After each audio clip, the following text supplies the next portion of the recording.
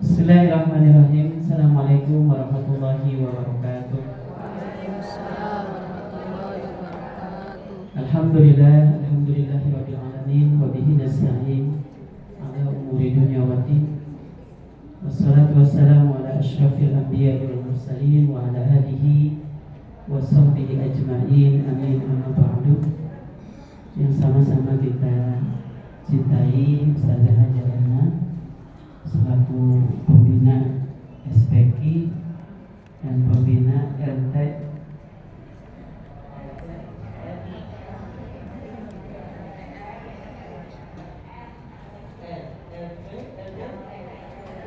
LTRI Maaf ya, Bu. Ki. Bapak Ibu sekalian, Masya Allah ya.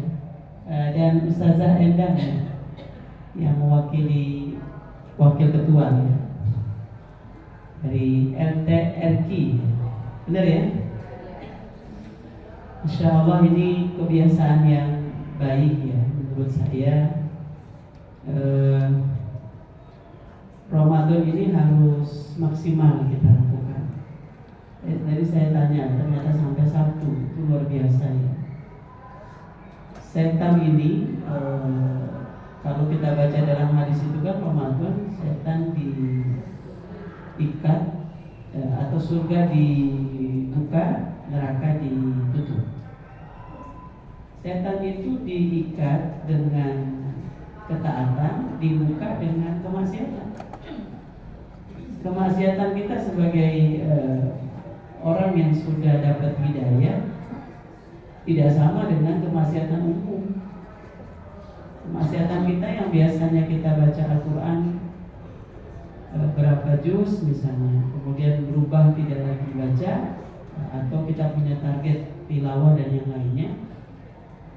Jadi cara kita untuk menguatkan azam kita dan tekad kita itu memang harus diprioritaskan waktu. Dan gak sendirian. Semangat membara kayak apapun kalau sendirian ujungnya tidur lagi. Akhirnya keteteran gitu. Jadi memang kita harus tanam gitu, tanam waktu sama fisik kita. Dan alhamdulillah waktunya kan gak sampai zuhur ya. Nah, ini bersyukur, begitu dipandu ya. Tentu yang mandu pahalanya lebih besar. Barokah insyaallah. Dan ini harus menjadi kebiasaan yang kita rutinkan. Bapak Ibu sekalian, ya Gaza ini memang keteladanan yang tidak pernah tiris ya. Tadi ketua SPK sebelum saya sebut Susieni SH ya. Udah mantap presentasi. Nah, jadi kita lihat bahwa yang paling berkesan bagi kita adalah kedekatan warga Gaza dengan Al-Quran. Jadi kalau kita mau teguh, mau kuat, keteguhan kita bisa memberikan pengaruh kepada orang membela Palestina, ya itu tadi dengan Al-Quran. Jadi kalau keteguhan kedekatan orang-orang Palestina atau Gaza ini dengan Al-Quran, mereka bisa tahan banting 15 bulan sampai saat ini tidak pernah keluar kata-kata mau keluar dari Gaza ya, mundur ya. Nah, ini satu hal ya. Jadi saya selalu mengatakan yang menyebabkan kita banyak persoalan hidup ya, gelisah segala macam hal itu memang koreksi pertama hubungan kita dengan Al-Quran. Dan meluruskan niat itu penting gitu. Kita jangan ingin menjadi penghafal Quran di zona nyaman gitu. Zona nyaman maksudnya minta keringanan gitu. Maaf ya, saya nggak bisa aktif dulu, lagi target sekian juz, berapa juz gitu ya. Jadi semua aktivitas itu ditinggalin gara-gara untuk ngejar target kehafalan itu. Itu zona nyaman yang tidak dibolehkan. Jadi hafal Quran kita itu berbanding lurus dengan kontribusi kita di dalam perjuangan. Gitu. Nah, ini kita lihat ya pengaruh Al-Quran dalam keteguhan di Gaza. Ya, jadi bumi Gaza adalah bumi keteladanan dalam ketubuhan. Wala tahinu wala tahzanu wa antumul a'launa in kuntum mu'minin. Janganlah kamu bersikap lemah dan janganlah pula kamu bersedih hati, padahal kamulah orang-orang yang tinggi derajatnya jika kamu orang-orang yang beriman. Kondisinya sudah secara fisik sudah melampaui dari kalkulasi manusia, Gaza itu. Tapi Allah masih mengatakan kamu jangan lemah. Mungkin secara fisik sudah lemah, tetapi secara jiwa mereka juga kuat ya, kita lihat. Dan kamulah orang-orang yang tinggi derajatnya. Kalau orang-orang yang dipuji oleh Allah yang tinggi derajatnya karena tidak bersikap lemah, maka orang yang membersamai orang yang sedang berjuang, Allah akan tinggikan juga derajatnya. Dari Abu Umamah yang berkata, Rasulullah SAW bersabda, akan senantiasa ada segolongan dari umatku yang menampakkan kebenaran atas agama, terus berusaha mengalahkan musuh-musuh mereka, siapapun menyelisihi mereka, tidak akan ada yang mampu membahayakan mereka kecuali hanya sedikit. Musibah semata sampai datang urusan Allah menjelang hari kiamat, dan mereka akan tetap seperti itu. Para sahabat bertanya, wahai Rasulullah, di manakah mereka itu? Lalu beliau menjawab, mereka berada di Baitul Maqdis atau di pelataran Baitul Maqdis. Dari tahun 48 warga Gaza itu hidup dalam peperangan, di blokade. Tapi tidak pernah mereka mengeluh ya. Kalau mereka menangis ya, anak-anaknya nangis, sakit, luka kesakitan, itu fitrah. Tapi mereka tetap bertahan dalam perjuangan itu yang mahal. Kita pernah lihat itu ya. Nah, kedekatan warga Gaza dengan Al-Quran ini salah seorang ulama ya, Dr. Nabil Al-Khofahi, beliau datang ke Gaza. Kita telah melihat masyarakat Gaza senang membaca dan mendengarkan Al-Quran, tua dan muda. Kita telah melihat para mujahidin ditempatkan di perbatasan dan di terowongan, bacakannya seolah-olah mereka sedang duduk dengan sopan di hadapan pencipta mereka yang maha kuasa. Mereka memohon ketabahan dan kemenangan kepadanya. Kami menyaksikan anak-anak mereka membacakan ayat-ayatnya untuk menghibur diri dan menghibur orang-orang yang terluka. Kami melihat orang-orang yang terluka dirawat tanpa anestesi atas kehilangan mereka, dan mereka meredakan rasa sakit dengan mendengarkan atau membacakan Al-Quran. Jadi kalau kita mau gambarkan apa yang terjadi di Gaza itu, mereka kenapa memilih yang mereka bunuh itu anak-anak dan perempuan 70%. Dan itu ada relawan non muslim, seorang dokter ya, bisa masuk Gaza, mengadakan forensik ya, ngecek gitu. Samplingnya itu ada 10 ke 20 anak-anak Gaza yang syahid. Itu unsur kesengajaan, karena yang dibunuh itu bagian dada sama paha. Satu itu. Yang kedua adalah ibu-ibu. Tujuannya adalah agar tidak ada lagi penerus, diamputasi regenerasi itu. Satu itu. Sebab kalau anak ini dibiarkan hidup, dia akan besar. Yang sekarang saja perjuangannya sudah the best. Tapi generasi yang akan datang jauh lebih berani lagi, jauh lebih hebat lagi. Kayak kita nih, Saza Erna, saya ya, atau siapa yang umurnya dari atas udah tuir-tuir ya, 50 ke atas. Perjuangannya sebatas ini. Tapi kalau nanti anak-anak kita sejak kecil sudah memahami perjuangan Palestina, gak lagi seperti kita. Mungkin suatu saat yang kita siapkan dari sekarang ini, anak-anak kita itu galang donasi nggak lelah seperti kita, walaupun kelelahan kita hari ini merupakan fondasi. Kebayang nanti mereka jadi pengusaha, mereka kumpulin pengusaha itu ngadain acara, yang punya 10 ruko, 1 buat Palestina, ya. Punya mobil 10, 1 untuk Palestina. Tapi itu nggak akan pernah terjadi kalau tidak diawali dengan berdarah-darah saat ini. Apa yang disampaikan Bu Yani tadi itu adalah sebagai gambaran bahwa kita harus nyampein kepada semua orang gitu. Ini betapa pentingnya untuk membantu Gaza gitu. Jadi kita lihat kedekatan mereka dengan Al-Quran ya. Ini merupakan kekuatan yang luar biasa. Tapi Quran yang dipahami, yang diamalkan. Tetapi sebelum sampai ke sana, memang kita harus memperbaiki yang mendasar dulu, kan gitu ya. Tahsin kita harus diberesin.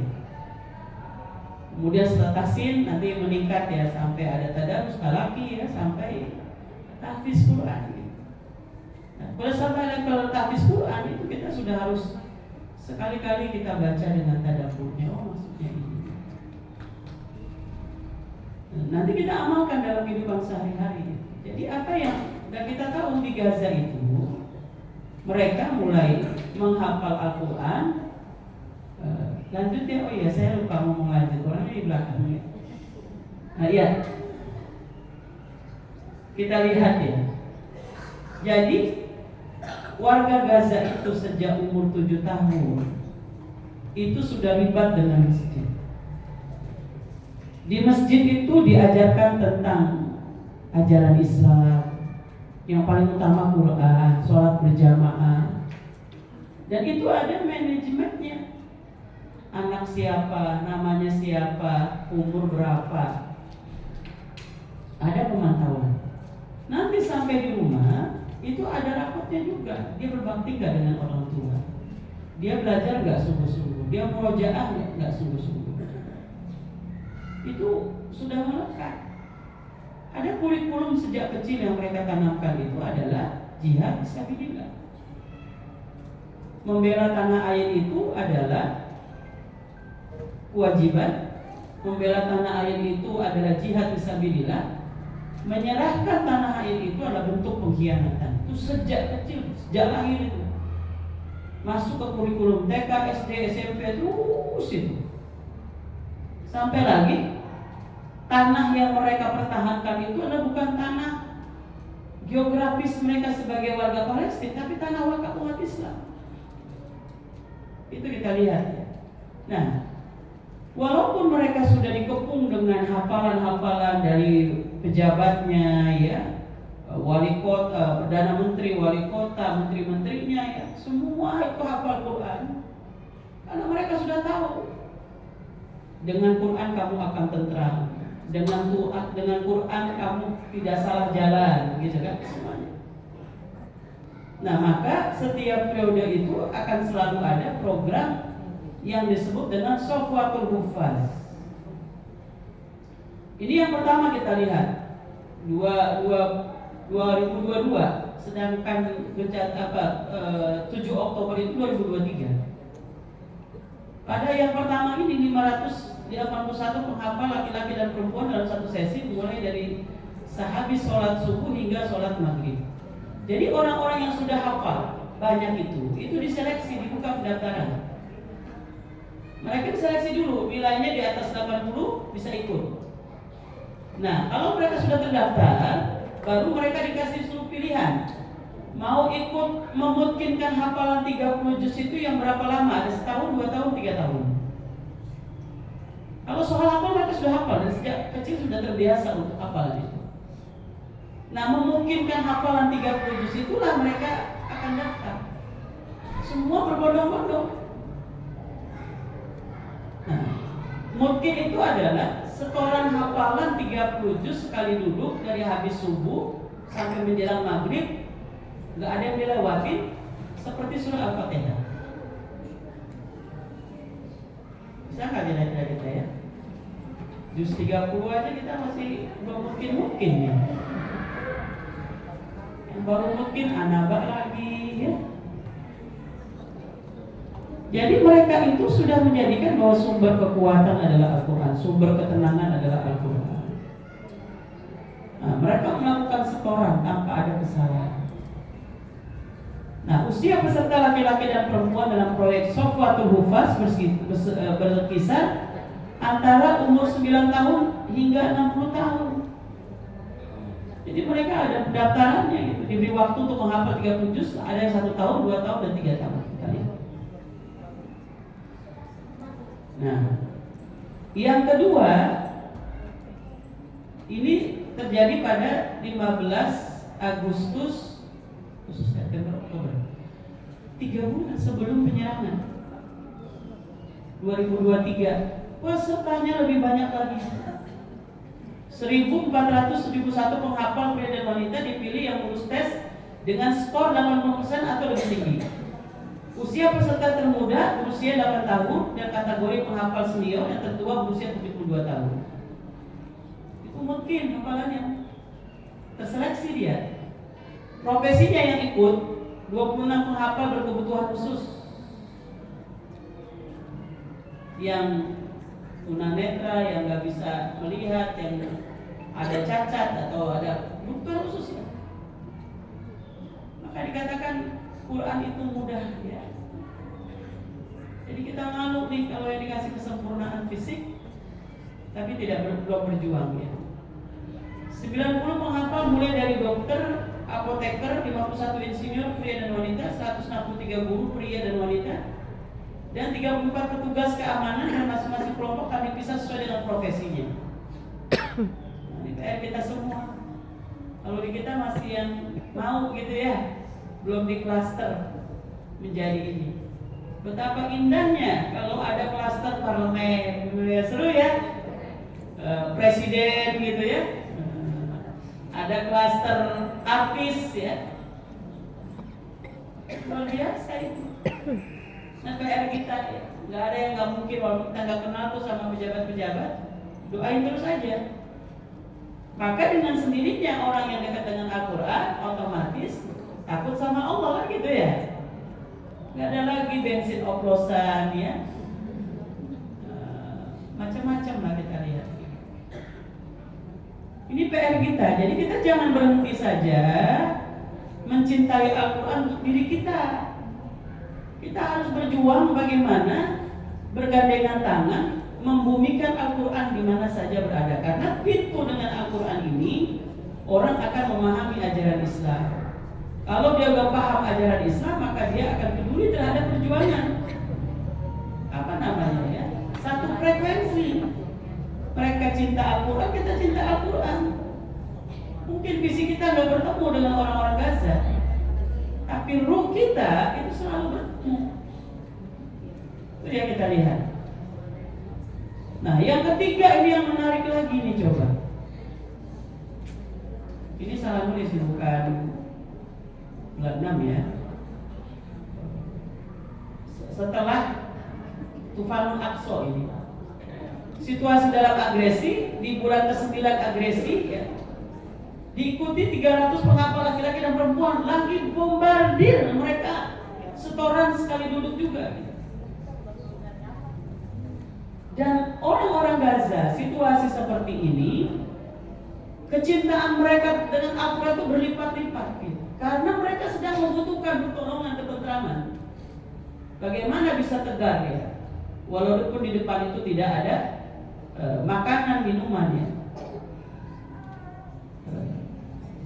Setelah itu lanjut.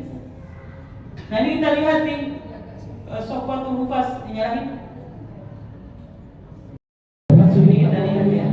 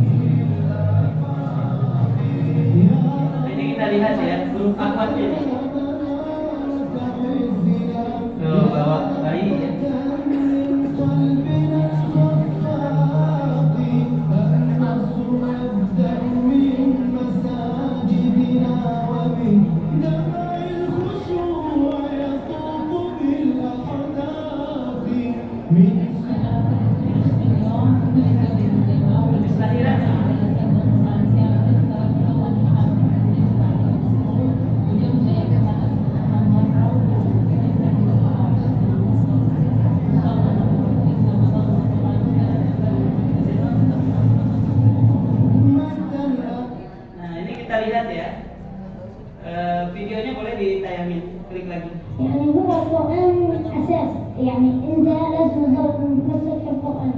وجود القرآن اليوم موجود، نحن كأشقاء نصيب ومعاد وإعداد حفظنا المصحف الشريف كامل. نحاول أن نكون يعني علاقتنا بالله قوية. أنا والدتي توفت في 2017، حفظنا القرآن وإن شاء الله سنتوقف. كان هو بابا في الشمال، إحنا تركنا من بداية الحرب. صار في قصص مرة، فأنا جيت على الخيمة وصرت أقرأ في القرآن، يعني هو مصدر طمأنينة بالنسبة لي. ستجد عقلية أفضل ومشاعر بطمأنينة ربانية أحسن طبعا لكل أطفال العالم. نحن هنا رغم الحرب والنزوح لأننا ما زلنا متمسكين به.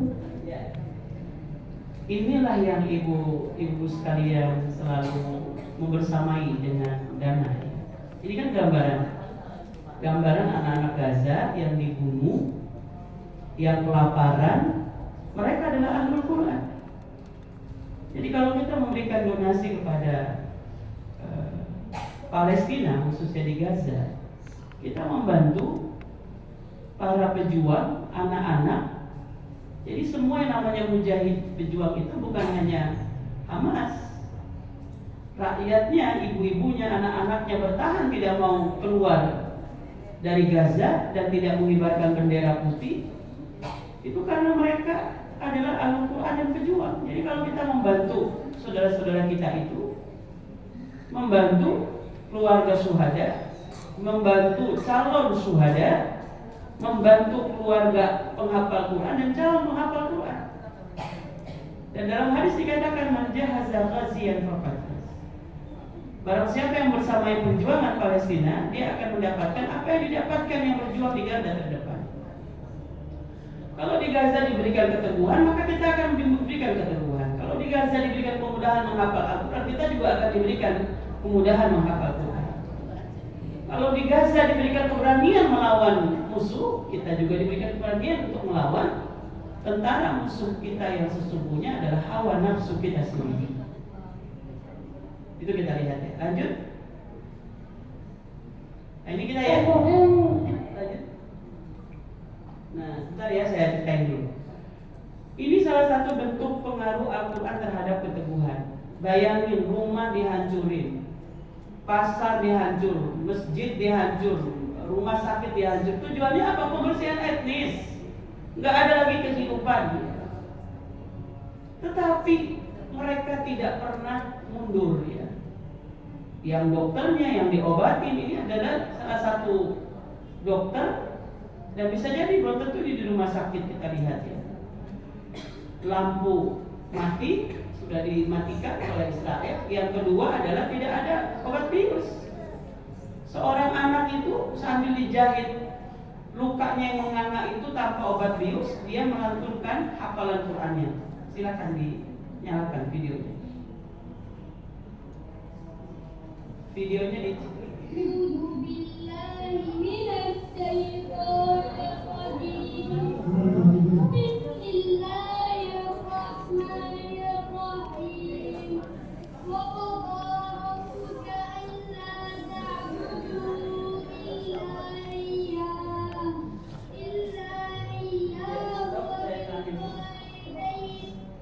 Jadi ibu sekalian, perempuan yang harus melahirkan itu 60.000, 1.400-nya harus sesar dan terpaksa melakukan sesar tanpa obat bius.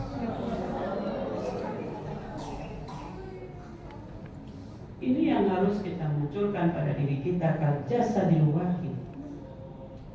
Kita bersyukur ada Adara, ada SPQ ya. Kita tidak disibukin lagi untuk nenteng bawa duit datang ke Gaza nyerahin. Jadi kita lihat ada yang mereka berhasil sampai selesai jahitan bertahan hidup. Tapi ada yang tidak sampai selesai sesarnya itu sudah syahid dengan hafalan Qurannya itu. Jadi mereka memang betul-betul menghina saudara-saudara kita. Sebagian besar adalah mereka ahlul Quran. Para muslimah di sana di awal penyerangan masih bisa minum obat anti haid karena nggak ada air. Masih ada 1-2 pembalut. 6 bulan ke sini setelah sampai bulan Januari itu tidak ada lagi pembalut. Bagaimana ahlul Quran, para muslimah haid tanpa pembalut? Apa yang akan kita jawab saat Allah bertanya di akhirat nanti? Dan kita tahu semua orang yang ada di dalam Palestina, di dalam Gaza, di Al-Quds, di tepi barat, jumlahnya 5 juta. 5 juta dari 1,5 miliar umat Islam dibagi 5 juta. Maka setiap anak Gaza, ibu-ibu Gaza, 1 orang itu membawa beban fisik umat Islam. Fisik kita itu 300 diamanatkan kepada dia. Pundak kita serahkan kepada dia. Ini yang harus kita pahami. Membantu Palestina itu bukan membantu duafa. Membantu Palestina adalah menggugurkan kewajiban kita dan menguatkan orang-orang yang disakiti, dihina, dibom, dibunuh. Kita lihat. Jadi ini kita lihat betapa teguhnya mereka dengan Al-Quran itu. Dan ini bukan untuk meringankan rasa sakit, membuat mereka sabar dengan proses penjahitan itu. Belum pernah kita melihat ujian seberat ini. Lanjut.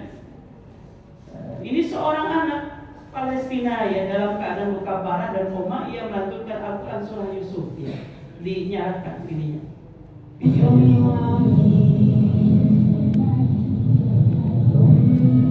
Ini palanya kena bom, kakinya patah.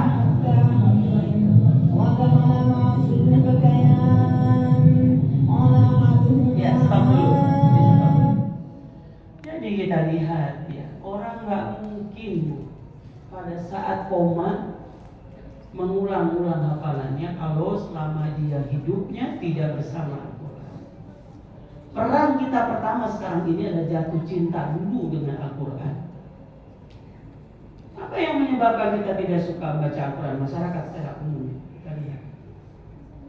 Kalau di Gaza, di Al-Quds ya, orang baca Al-Quran itu berhadapan dengan tentara Zionis Israel. Kita enggak. Jarak kita dengan masjid dekat ya. Bersyukurlah Bapak Ibu sekalian yang hadir hari ini dipilih oleh Allah, dimudahkan untuk bergerak ke sini. Tetapi musuh kita sesungguhnya adalah hawa nafsu kita. Selalu aja setan itu menggoda. Al-Quran bawaannya berat dipegang. Makanya selama 3 kali saya masuk Gaza, ibu-ibu sekalian, itu yang paling menohok dan menampar diri saya bab Quran ya. Jadi orang-orang Gaza, mereka dekat dengan Al-Quran itu seperti orang Indonesia dekat dengan hati. Kenapa mereka teguh ibu sekalian? Yang pertama adalah mereka dekat dengan Al-Quran. Yang kedua adalah Ardul Anbiya, bumi para nabi. Dan yang ketiga ini yang penting, Gaza itu steril dari Ghazul Fikri. Apa itu Ghazul Fikri? Perang pemikiran. Perang pemikiran apa? Merubah gaya hidup. LGBT, feminis, konsumtif, pergaulan bebas, itu namanya perang. Perang dirubah semua umat Islam itu. Jadi makin kotor dirinya itu. Maksiat jiwa raga ya. Kita lihat tubuh kita itu diciptakan oleh Allah Subhanahu wa taala untuk bergandengan tangan. Tangan kita, mulut kita, kaki kita, gaya hidup kita, kepala kita, kaki kita itu untuk bergandengan tangan menghadirkan ketaatan kepada Allah Subhanahu wa taala. Diperkuat, innallaha la yanzuru ila ajsamikum wa suwarakum walakin yanzuru ila qulubikum. Salah satu sahabat Nabi, perawi hadis Al-Wasi namanya. Andai kata saja Allah membalas langsung setiap maksiat yang kita lakukan dalam bentuk bau busuk, maka tidak akan ada orang-orang yang mau berdekatan dengan kita. Kalau saya mau gambarkan, dosa di mata kita itu kita gambarkan belatung. Walaupun matanya lentik, mukanya glowing, di hidungnya itu dalamnya belatung, di mulutnya belatung, di jari-jarinya itu belatung. Bisa jadi sudah stadium berapa itu? Jadi pada saat awal kita mendekati Al-Quran, membacanya terasa berat. Kemudian kita ulang lagi, berat lagi gitu ya. Lalu kita suka dengar orang, kok saya baca Al-Quran tiap hari, hati saya nggak tentram-tentram juga. Saya bangun malam, hati saya nggak tentram-tentram juga. Nggak apa-apa. Itu adalah fase obat. Paksa itu semuanya. Sampai belatung-belatung itu rontok, tidak ada lagi di mata kita, tidak ada lagi di mulut kita, tidak ada lagi di kepala kita. Bisa jadi pikiran kita kotor. Di tangan kita memposting sesuatu yang tidak benar. Paksakan, itu obat. Gitu. Baca lagi. Bisa jadi 10 hari itu masa pembersihan dosa-dosa kita. Kalau belatung-belatung itu sudah steril, maka tahapan berikutnya adalah tilawah, hafalan, bangun malam yang kita lakukan itu adalah vitamin. Penjagaan supaya belatung itu tidak masuk lagi ke seluruh anggota tubuh kita. Kita jangan disibukkan dengan urusan-urusan duniawi. Umur kita sudah dipatok Bapak Ibu sekalian, 60 tahun sampai 70 tahun. Kalau ada lebih itu bonus dari Allah Subhanahu wa Ta'ala. Walaupun dipatok, kita tidak bisa memastikan bahwa umur kita berakhir 60 tahun, umur kita berakhir 70 tahun. Semua kita posisinya sedang menunggu antrian panggilan Allah. Kita tidak pernah tahu di nomor urut berapa ajal itu akan menghampiri diri kita. Maka karena kita tidak tahu, kita harus selalu zikrul maut dengan cara apa? Dengan cara kita menganggap bahwa setiap hari kita adalah hari terakhir kita. Jangan ditunda-tunda membaca Al-Quran, menuntaskan. Bahkan dalam fikih itu, kenapa kita diminta untuk sholat di awal waktu? Karena kita tidak tahu kalau zuhur itu jam 12, kita menunda-nunda, lalu kita meninggal jam 2. Nah ini sudah kata Nabi Muhammad, kita punya dosa. Itu salah satu keutamaan on time dalam beribadah. Karena kita tidak pernah tahu ajal itu kapan menjemput kita. Nah jadi keseringan kita membaca Al-Quran, walaupun bisa jadi kita nggak hafal. Coba kita lihat orang-orang di kampungnya. Mereka walaupun ramai-ramai hafal lah surah Yasin. Tapi ada juga karena keseringan mereka hafal. Al-Waqiah mereka hafal karena sering diulang-ulang. Jadi kita tidak lagi sekarang punya target melakukan ibadah karena ingin target dan dipuji oleh orang lain. Itu mengganggu keikhlasan. Tapi kalau sudah diawali dengan keikhlasan, walaupun target itu adalah sesuai kemampuan kita, yang tidak boleh itu kita punya target besar tapi mencederai amalan lain. Maaf ya, Ramadan kali ini kita sahur buka GoFood ya, nyuci laundry gitu ya, cuci piring, cuci yang lain GoClean gitu. Kenapa Bu? Target sehari 3 hari khotam. Enggak begitu. Walaupun para sahabat itu seperti Imam Syafi'i 60 kali kata di dalam sholat itu. Kelas salafus salih ya, orang hafal Quran itu berbeda dengan tidak hafal Quran. Yang kata Nabi tidak boleh dari 3 hari yang belum hafal. Berat banget gitu. Nah ini kita lihat sekarang. Lanjut ya. Lanjut. Nah ini kita lihat. Ini nanti bisa dilihat ya. Senyum keteguhan di tengah agresi ya. Anak Gaza baca hafalan Quran. Di tengah agresi seorang ibu tidak meninggalkan kebiasaan mengajari anak-anaknya untuk dekat dan cinta Al-Quran ya. Jadi setiap ibu sekalian baca Al-Quran, suka atau tidak suka, itu fitrah anak-anak kita akan mengatakan terima kasih Nek, terima kasih Bu. Walaupun mulutnya mungkin gak pernah mengucapkan itu. Saya punya cucu, anak saya 8, cucu saya 8. Biasa kalau mau ujian, mau apa, mau setoran, saya ikutnya malam, minggu malam. Dia lagi main kan. Kalau di rumah suka ngomong, ini ngaji mulu, gitu. Karena suara saya kencang, yang ulang-ulang hafalan, mau ujian, kalau nggak mungkin nggak malu kan. Tubuh kita bukan suatu hufaz itu, 30 juz dites.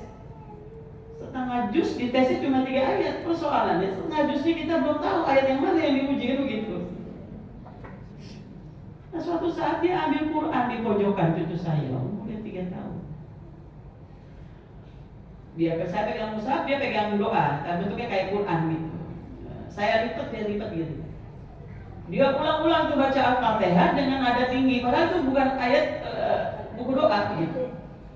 Anak saya yang besar, dia suka manggil tante Najat gitu, deketin saya. Bi, sekarang itu ikutin Bi. Nah saya jeda sedikit, dia dengar kali neneknya nggak ngomong. Nek, mana suaranya? Jadi dia mau barengin antara ngomong segala macam. Jadi kita menjadi teladan yang berjalan. Harus kita mulai. Bahkan ada istilah di rumah itu, kalau saya lagi ada acara keluar, ini sumber keberkahannya pintunya tertutup. Jadi kita harus memulai. Nah ini rahasia keteguhan rakyat Gaza ya. Merasa terhormat mendapat mandat. Sebentar ya. Setelahnya dibuka dulu slide berikutnya. Lagi. Lanjut. Nah nanti dulu ya saya ceritain dulu. Jadi kenapa orang-orang Gaza itu ketika ditanya, kenapa kamu gak pernah mengeluh dengan ujian yang sebegini beratnya?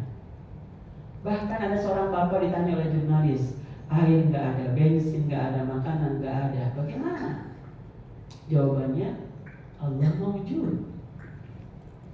Bapak Ibu sekalian tahu, selama Ramadan yang lalu, sekarang berarti lebih parah lagi ya. Seorang ibu itu tidak lagi bisa membedakan apakah ini Ramadan bukan Ramadan. Karena sebelum Ramadan mereka sudah tidak ada makanan, tidak minum. Bahkan ini mirip pada masa Nabi Muhammad SAW dengan Bani Hashim dan Bani Muthalib itu diboikot selama 3 tahun. Karena Abu Jahal minta Nabi diserahkan, tapi tidak diserahkan. Itu memakan daunan, tulang-tulangan, kayu-kayuan, karena diputus semua mata rantai itu. Itu terjadi di Gaza. Seorang ibu sudah terbiasa masak air kotor digodok dengan kaktus. Lalu mereka dapetin makanan hewan ternak, mereka olah seolah-olah jadi roti. Dia bilang, pada saat kondisi seperti ini kita tidak lagi melihat apakah makanan itu bersih, apakah makanan itu bergizi, apakah makanan itu layak atau tidak. Bagi kami adalah apa saja bisa kami makan. Bahkan kemarin saya baru roadshow dengan seorang syekh. Di Gaza itu ada seorang ibu minta fatwa kepada seorang ustaz. Sudah tidak ada apa-apa lagi, boleh nggak kami makan daging kucing? Karena kondisi terpaksa. Tapi mereka sudah dimuliakan oleh Allah. Bisa saja sayur kaktus dengan air kotor yang digodok, atau tadi hewan makanan binatang yang mereka ulah menjadi tepung-tepung seolah-olah itu roti. Bisa jadi ketika masuk ke dalam tenggorokan, Allah ubah menjadi sebaik-baik minuman, dan makanan itu sebaik-baik makanan. Kenapa? Karena keteguhan mereka. Jadi kita harus selalu setiap sahur dan buka. Kalau di Gaza itu biasa, kalau ada anaknya yang ditahan 2 orang di meja makan itu, ada dua kursi itu yang dikosongkan piringnya. Kalau piringnya itu dikasih nama anaknya. Kita mungkin nggak begitu. 1 piring itu kita niatkan untuk Palestina. Berapa anak kita makan itu dari mulai buka sampai ini? Nah itu kita uapkan. Nah yang kedua adalah negeri para Ambiya, ada jejak kesolehan, kedekatan dengan Al-Quran. Gaza negeri yang strategi Zulfikri. tagline mereka adalah hidup dan mati bermartabat. Ini kita lihat. Namanya Umar Syahid, ya, hafal Quran. Sampai temannya memvideokan kesyahidan kena bom ini, temannya berdua diskusi. Wah, dia katakan, wahai Umar, kamu bisa senyum seindah ini, amal apa yang kamu lakukan? Ini kita lihat. Klik videonya.